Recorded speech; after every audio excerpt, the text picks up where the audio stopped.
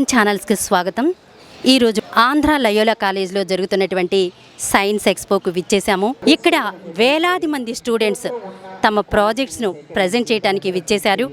ఇందులో కంప్యూటర్స్కి సంబంధించి botany, zoology, physics, chemistry, agriculture, NCC ఇలా రకరకాల ప్రాజెక్టుల్ని స్టూడెంట్స్ ప్రజెంట్ చేస్తున్నారు. ఒకసారి లోపలికి వెళ్ళి వాళ్ళు చేసినటువంటి ప్రాజెక్టుల్ని తెలుసుకుందాం.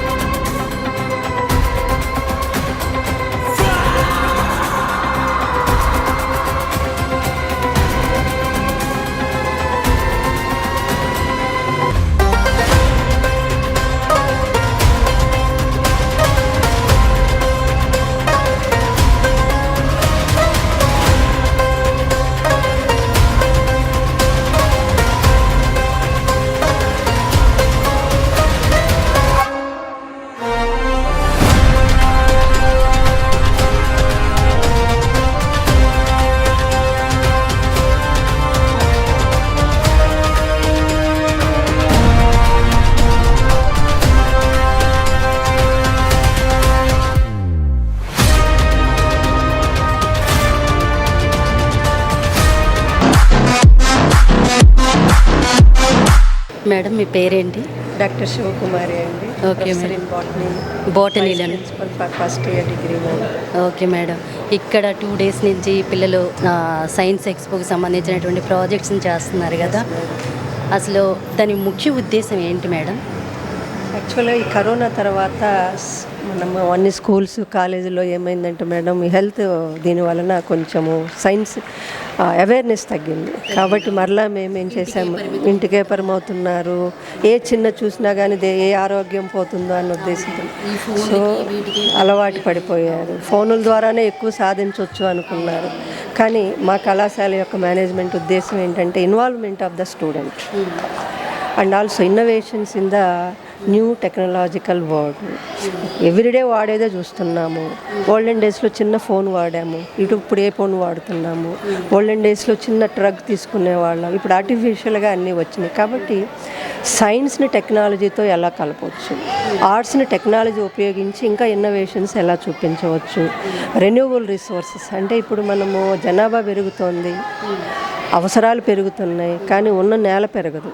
కాబట్టి ఉన్న నేలలోనే మనము ఎనర్జీ రిసోర్సెస్ని ఎలా పెంచుకోవాలి, వాటిని ఎలా మళ్ళీ రెన్యూవబుల్గా మార్చుకోవాలి, ఆ ఎనర్జీని మనకు పిల్లలకి వచ్చే తరాలకి ప్రాపర్గా ఎలా ఉపయోగించుకోవాలి. రీజన్ ఏంటంటే పొల్యూషన్. ఈ పొల్యూషన్ ఇప్పుడున్నటువంటి ఈ క్యాంపెయిన్లో మనకి పొల్యూషన్ అనేది మేజర్ థ్రెట్, డిఫారెస్టేషన్ అనేది మేజర్ థ్రెట్. తర్వాత వచ్చేసరికి సోషల్ డెవలప్మెంట్, ఇండస్ట్రీస్ అంటున్నారు. ఇప్పుడు మనం ఏంటి, జాబ్స్ రావాలంటే ఇండస్ట్రీస్ పెట్టాలి. ఇండస్ట్రీ పెట్టాలి అంటే ఏంటి, ఒక ఫారెస్ట్ని డిమాలిష్ చేయాలి, లేకపోతే ఒక ఏరియాని కంప్లీట్గా ఒక రాక్ వరల్డ్ అయిపోతుంది. సో వాటర్ పర్కులేషన్ లేదు, భూమిలో నీళ్లు లేవు అంటున్నారు. ఫర్ ఎగ్జాంపుల్ మీరు కొన్ని సిటీస్లో చూడండి, ఇప్పుడు హైదరాబాద్, ముంబై 600 feetకి వెళ్తే కానీ వాటర్ లేదు. బట్ థ్యాంక్స్ గాడ్ విజయవాడకు వచ్చేసరికి ఇప్పుడు ప్రజెంట్ 250, 3 feet లోపే మనకి వాటర్ దొరుకుతుంది. అంటే అర్థం ఏంటి, కొంచెం మనం సేఫ్ సైడ్లో ఉన్నాం. దీన్ని మళ్ళీ మనం రీజోనేట్ చేసుకోవాలి. అంటే వాటర్ లెవెల్ పెంచాలి, ఖనిజాలు పెంచాలి, సాయిల్ ఫర్టిలిటీ పెంచాలి, వాతావరణంలో ఆక్సిజన్ పెంచాలి, కొత్త రీసోర్సెస్ని మనం ఎలా చేసుకోవాలి. 10 years బ్యాక్ ఒక ఇంట్లో ఒక వెహికల్ ఉంది, ఇప్పుడు ప్రతి ఇంట్లో 4 vehicles ఉన్నాయి. అంటే పర్ డే మీరు 4 kilos కార్బన్ డైఆక్సైడ్ని ఎన్వైరాన్మెంట్లోకి రిలీజ్ చేస్తున్నారు. అంటే మనం 1 లీటర్ పెట్రోల్ కొనుక్కుంటున్నాము 100 రూపీస్ని బట్టి, కానీ దానికి తత్ఫలితంగా మనం నేచర్కి ఎంత డ్యామేజ్ చేస్తున్నాం. కొన్ని కిలోగ్రాములు కార్బన్ డైఆక్సైడ్ వాడుతున్నాం. ఒకవైపు మొక్కలు, ఒకవైపు మనము కార్బన్ డైఆక్సైడ్ని రిలీజ్ చేయడం వల్ల ఏమవుతోంది, టెంపరేచర్ పెరుగుతుంది, గ్లోబల్ వార్మింగ్ జరుగుతోంది.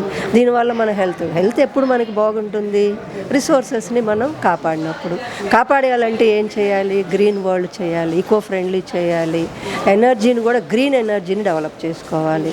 ఎనర్జీ రావాలంటే కోల్ని తగలబెడుతున్నాము. కోల్ ఎక్కడి నుంచి వస్తుంది, కొన్ని వేల సంవత్సరాలు మొక్కలు అవి ఇదైపోయి దాని నుంచి మనం కోల్ తయారు చేస్తున్నాం. అది ఎన్ని రోజులు వస్తుంది మేడం? ఒక వెహికల్ అయితే మీరు కొన్ని వందల సంవత్సరాలు, ఇంటికి 4 vehicles అన్నారనుకో, ఎనర్జీ ఎలా వస్తుంది?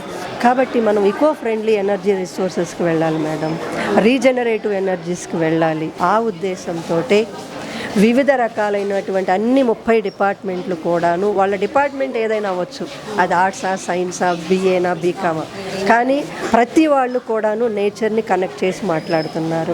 ప్రతి డిపార్ట్మెంట్ కూడాను ఈకో ఫ్రెండ్లీగా మాట్లాడుతున్నారు. ప్రతి డిపార్ట్మెంట్ కూడాను మనము ఈ వేస్ట్ని తగ్గించాలని మాట్లాడుతున్నాము. ఇదివరకు ఒక ఫోన్ ఉంటే ఎక్కువ ఇంట్లో, ఇప్పుడు 2 phones ప్రతి ఒక్కళ్ళకి ఉంటున్నాయి. అంటే ఏంటి, మన దగ్గర ఈ వేస్ట్ ఎక్కువ అవుతున్నట్టే, ఎక్కువ అవుతుంది. అంటే మరి దీన్ని సరే వాడాము, దీన్ని రీసైకిల్ ఎలా చేస్తాం? అలా పడేస్తున్నాము. అంటే నేచర్లో ఆల్మోస్ట్ మీరు ఏం చేస్తున్నారు, సాయిల్ని కంటామినేట్ చేస్తున్నారు. కాబట్టి అవర్ ఎగ్జిబిషన్ యొక్క మెయిన్ ఏంటంటే ఇన్నోవేషన్ని పాల్గొవాలి, ఇన్నోవేషన్ని మనం ఇంప్లిమెంట్ చేయాలి, క్రియేటివిటీ థింకింగ్ ఉండాలి. At the same time we need to save the nature.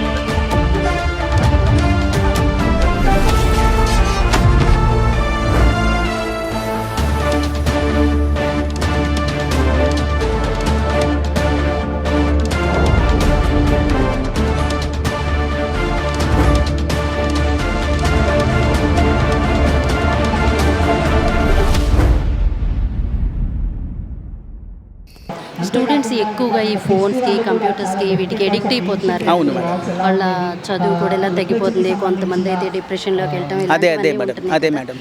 వీటిని ఎలా అధిగమించవచ్చు అంటారు? అంటే వాళ్ళు పుస్తకాలు మళ్ళీ తిరగేయాలి మేడం. కేవలం వాళ్ళు మొబైల్ ఫోన్స్తోనే వాళ్ళు పట్టుకొని కేవలం మొబైల్స్లో ఉన్న అనేకమైన యాప్స్ ద్వారా వాళ్ళు తెలుసుకుంటున్నారు, వాళ్ళు పరిజ్ఞానం పెంచుకుంటున్నారు. అలాగే ఏంటంటే ఉన్న పరిజ్ఞానాన్ని పోగొట్టుకుంటున్నారు అనమాట. ఎక్కువ సమయం వాళ్ళు దాంతో గడపకుండా తల్లిదండ్రులు కూడా వాళ్ళని ప్రోత్సహించాలి, గురువులు కూడా తరగతుల్లో అందరూ ప్రోత్సహిస్తే వాళ్ళల్లో మళ్ళీ నూతన శక్తి అనేది మనకి రావడానికి అవకాశం ఉంటుంది మేడం. యూతే కదండి మనకి అదే మన యువత, సమాజ మనకి అభ్యుదయానికి భవిష్యత్ అంతా తోడ్పడేది. యూత్ ఇదే మేడం. అందుకని వాళ్ళని మనం ప్రభావితం చేస్తే ముందు తరం వాళ్ళని మనం కొంతవరకు ప్రభావితం చేయడానికి అవకాశం ఉంది.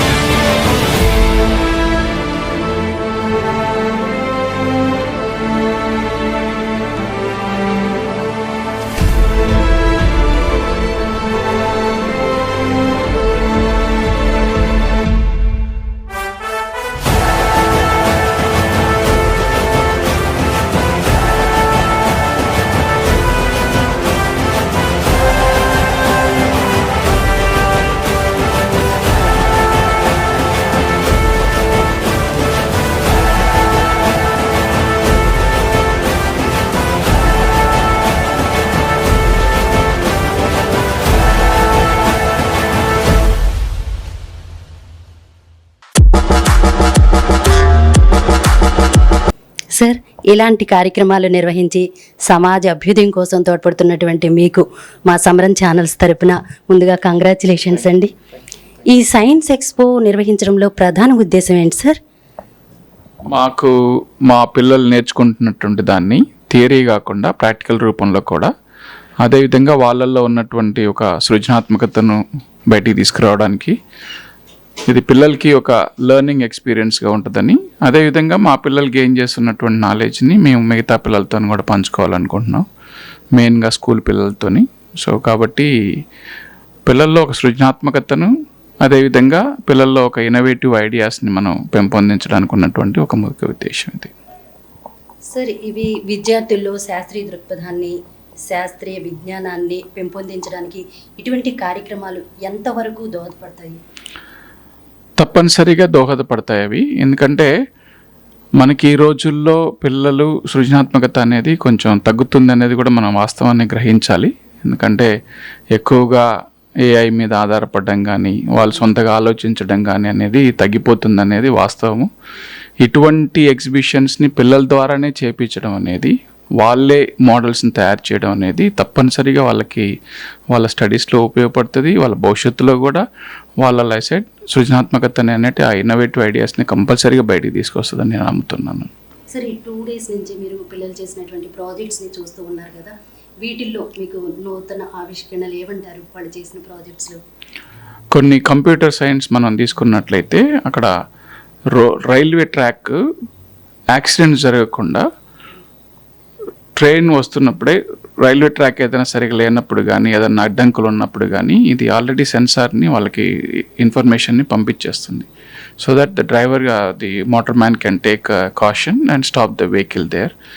And also they have also introduced automatic railway gates closing. When the train is nearby, little far away, automatically the gates would be closed. No మాన్యువల్గా క్లోజ్ చేయడం కానీ అది అవసరం లేదు, సెన్సార్తోనే పనిచేస్తూ ఉంటాయి. సో అదేవిధంగా పిల్లల్లో కూడా కొంతమంది తుఫాన్ వస్తున్నప్పుడు కానీ సెన్సార్స్ని గ్రహించి దాన్ని ఇంకా కొంచెం అభివృద్ధి చేసుకోవడానికి కూడా వాళ్ళు చేస్తూ ఉన్నారు. అవి చాలా మంచిగా ఉపయోగపడతాయని. అదేవిధంగా కొంతమంది పిల్లలు కొత్త యాప్స్ అనేవి క్రియేట్ చేస్తూ ఉన్నారు, కొన్ని గేమ్స్ అనేవి క్రియేట్ చేస్తూ ఉన్నారు. అవన్నీ కూడా వాళ్ళు they are taking baby steps, I would say, and then they want to also share their knowledge, and I'm sure tomorrow you would find some of the apps that are developed by the Loyola students. Sure. భవిష్యత్ శాస్త్రవేత్తలకు మీరు ఇచ్చే సందేశం ఏదైనా ఉందా? ఎప్పుడు కూడా మనం ఉన్నటువంటి నాలెడ్జ్ మీదనే ఆధారపడకుండా మనం కూడా ఒక నాలెడ్జ్ని సృష్టించడానికి ప్రయత్నిస్తూ ఉన్నప్పుడు సమాజ అభివృద్ధి అనేది, దేశాభివృద్ధి అనేది కూడా ఉపయోగపడుతుందని నేను నమ్ముతూ ఉన్నాను. అదే నేను పిల్లల్లో ఎప్పుడు కూడా, ఎవరు కూడా ఏ వయసులో ఉన్నాళ్ళు కూడా, పిల్లలే విద్యార్థి దశలోనే కాకుండా మనం చనిపోయే వరకు కూడా మనలో ఆ సృజనాత్మకత అనేది, ఆ ఆలోచన శక్తి అనేది నశించిపోకుండా ఎప్పుడు కూడా మనం కృషి చేస్తూ ఉన్నప్పుడు సమాజం అనేది సాంకేతికంగా అభివృద్ధి చెందుతుంది. సమాజం అనేది చాలా వెల్ఫేర్ మెజర్స్లో కూడా కొన్ని మెజర్స్ తీసుకోవచ్చు. అల్టిమేట్గా we need well being of a human being and welfare of the society. That's what our aim is. Thank you sir, మీ అమూల్యమైన సమయాన్ని మా కోసం కేటాయించినందుకు thank you very much. Thank you మా. నైస్. ఈ సైన్స్ ఎక్స్పోలో విద్యార్థులు ప్రజెంట్ చేసినటువంటి ప్రాజెక్టుల్లో వీలైనన్ని ప్రాజెక్టులను విడివిడిగా ఏ ప్రాజెక్టుకు ఆ ప్రాజెక్టుకు సంబంధించిన విద్యార్థుల సంపూర్ణ వివరణలతో మా సమరం సైన్స్ వరల్డ్ ఛానల్లోనూ, అలాగే సమరం భవిత ఛానల్లోనూ వీక్షించవచ్చు. ఈ సైన్స్ ఎక్స్పో నిర్వహించడం ద్వారా పిల్లల్లో సృజనాత్మకతను పెంపొందిస్తూ సమాజ అభ్యుదయానికి తోడ్పడుతున్నటువంటి ఆంధ్ర లయోలా కాలేజ్ ప్రిన్సిపల్ గారికి మా సమరం ఛానల్స్ తరపున ధన్యవాదాలు తెలియజేస్తున్నాం. అలాగే ఈ కార్యక్రమానికి ప్రత్యక్షంగా విచ్చేసి విద్యార్థుల ప్రాజెక్టులను తిలకించిన వారికి, ఈ ప్రాజెక్టులను ఎంత అద్వితీయంగా ప్రదర్శించడంతో పాటుగా అర్థమయ్యే రీతిలో చక్కగా వివరించినటువంటి స్టూడెంట్స్ అందరికీ, ఈ వీడియో చూస్తున్న మీ అందరికీ ధన్యవాదాలు తెలియజేస్తున్నాం. శాస్త్రీయ విజ్ఞానాన్ని, శాస్త్రీయ దృక్పథాన్ని పెంపొందించే ఇటువంటి మరొక కార్యక్రమంతో మళ్ళీ కలుద్దాం.